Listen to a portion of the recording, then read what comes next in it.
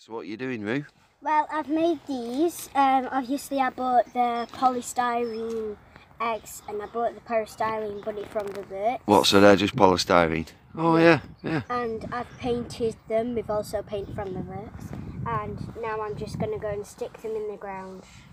Okay. Next to that rather sorry looking lavender bush.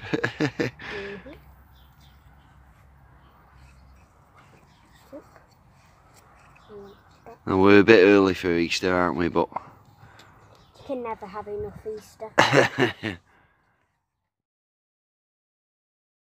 what are you doing, Mrs. Petals? Planting out some onion sets. Do you know what type they are? They are Stuttgarter.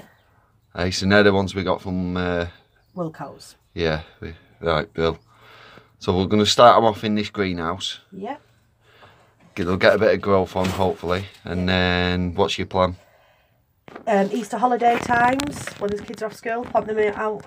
Yeah. So what, late March is Easter this year, is it? Yes, end of March. Bill. Right, nice. So what are you doing, Roo? I'm just raking the bluegrass. Raking it with your hand? Yeah. And what does that do? That basically gets all the dead produce out, but you grab like that. You don't grab too hard, because if you grab too hard, you'll pull the whole thing. Okay. And then what do you mean, like if you grab too hard, you'll pull the green shoots? Yeah. Which there are quite a few green shoots coming up through. And then you just slowly pull away, but not too hard, and then you're left with all this dead foliage.